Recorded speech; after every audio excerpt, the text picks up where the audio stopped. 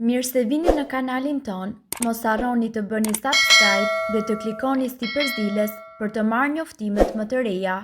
Faleminderit! Kjo bim ka habitur të gjithë mjekët, është zgjidhja për çdo problem, ja si ta përdorni. Rozmarina është një bim shumë e përhapur në rajonin e Mesdheut. Ajo vlerësohet jashtëzakonisht për aftësitë që ka në përmirësimin e shëndetit mendor. Në mjekësinë tradicionale aziatike, rozmarina është përdorur prej shekuj si një tonik për trurin, shëndetin e veshkave, heqjen e toksinave dhe gjithashtu stabilizimin e tensionit të gjakut dhe shëndetin e zemrës. Në këtë video ju do të mësoni më shumë se si të përgatisni në shtëpi një shurup ideal me rozmarin për të forcuar zemrën dhe normalizuar tensionin e gjakut. Përbërësit që juve do t'ju duen janë 5 dek rozmarin, 3 limon të ndarë në feta, 1 litër ujë të ftohtë, 250 gram sheqer. Sugjerohet sheqeri kaf. Përgatitja: ngroheni ujin në një tenxhere dhe shtoni aty sheqerin, fetat e limonit dhe në fund 5 degët e rozmarinës së freskët. Në pamundësi mundet të përdorni edhe rozmarin të thatë. Zjeni derisa lëngu të shtërohet në gjysmë litri dhe më pas, lëreni që të ftohet me një anë. Pasi të jetë ftohur, kullojeni lëngun dhe futeni në një enqelqe të puthitur me kapak.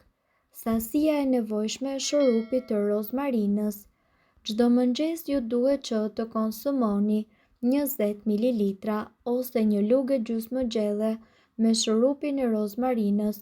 Shurupin duhet që ta konsumoni me stomak bosh. Vlerat e rozmarinës: rozmarina përmban disa substanca të mira edhe për stimulimin e sistemit imunitar. Ajo përmirëson qarkullimin e gjakut dhe ndihmon me tretjen.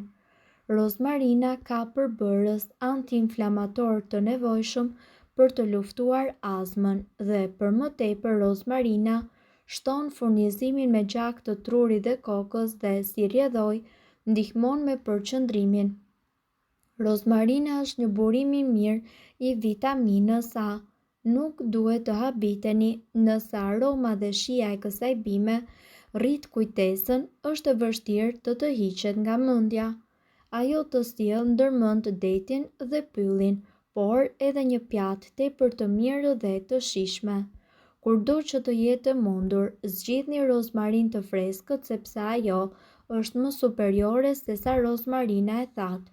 Rozmarinën e freskët duhet ta gjeni në ngjyrë të gjelbër të ndezur dhe njëkohësisht të mos ketë pika të verdha ose të errta në të. Vlera dhe përfitimet që ne marrim nga rozmarina janë të shumta, duke filluar që nga pamja e jashtme dhe deri në organizëm. Kjo bimë aromatike bën pjesë në familjen e mentes, rritet me shumicë edhe në vendin ton dhe shpesh përdoret si shije shtuar në gatime. Zakonisht është e njohur për vetitë e saj qetësuese ndaj dhimbjeve të trupit dhe përmirësimit të memorjes. Në këtë spektër, si vlera dhe përdorimet e saj janë vërtet të shumta, siç e tham, që nga gatimi dhe deri tek vajrat esencial. Në këtë video ne do t'ju tregojmë disa nga vlerat e kësaj bime që ju mundet t'i përdorni për një sër përfitimesh në organizëm. Ndikimi në mushkëri. Mushkërit janë vazhdimisht në punë duke thithur oksigjen dhe duke nxjerrë jashtë dioksid karboni. Janë organi kryesor që çon oksigjenin në gjak dhe një ndër më të rëndësishmit e organizmit. Nëse përjetoni probleme me mushkërit, do të thotë më pak oksigjen për trupin duke shkaktuar njëmori, problemesh të tjera shëndetësore dhe rrezik për jetën. Sipas mjekëve krahas trajtimit, ekzistojnë edhe disa mënyra për të stimuluar futjen e oksigjenit në trup. Një ndër to është edhe bima e mrekullueshme e rozmarinës, e cila është një burim i mirë vitaminash. Përmban vitamina A dhe C duke përfshirë edhe minerale si magnezi, kalciumi dhe zinku. Këto minerale ndihmojnë në forcimin e sistemit tuaj imunitar, duke nxjerrë jashtë toksinat nga trupi. Jo vetëm për personat me probleme të mushkrive, rozmarina mund të jetë shpëtim edhe për të nxjerrë nga organizmi pluhurin dhe gjithashtu ndotjen. Kështu, në qoftë se ju doni që të përmirësoni frymëmarrjen dhe shëndetin e mushkrive tuaja, mjafton që të shtoni konsumimin e kësaj bime aromatike. Mundet gjithashtu që ta pini edhe si çaj, të bëni masazh me të në krahëror, por edhe të përdorni vajra esencial me rozmarin apo ta konsumoni sa më shpesh nëpër ushqime. Sipas ekspertëve, rozmarina është e mirë edhe për syt. Për personat të cilët përjetojnë humbje të shikimit apo atë që quhet degenerimi makular i syrit, rozmarina mundet që të jetë gjithashtu një ndihmë. Kjo sëmundje prek zakonisht moshat mbi të 50-tat dhe dobëson gradualisht shikimin. Për të ulur rrezikun e prekjes nga kjo sëmundje, rekomandohet konsumimi sa më i shpeshtë i kësaj bime tepër të veçantë. Duke qenë e pasur me antioksidant, rozmarina gjithashtu do të ndihmojë në luftimin e sëmundjeve degenerative të syrit. Nga ana tjetër, duhet të dini se rozmarina, duke qenë e pasur me antioksidant dhe me vitamina, kjo bimë do të ndikojë edhe në tretjen e ushqimeve. Kujdesuni që të shtoni disa fije rozmarin në secilin nga ushqimet tuaja për të përfituar më shumë shije dhe shëndet njëkohësisht. Ndihmesa që kjo bimë jep për memorien apo për përqendrimin e trurit është e paçmueshme. Janë përdorur që në lashtësi si një kurë natyrale për shëndetin e mirë të mendjes, për memorien dhe në qoftë se konsumohet rregullisht kundër depresionit.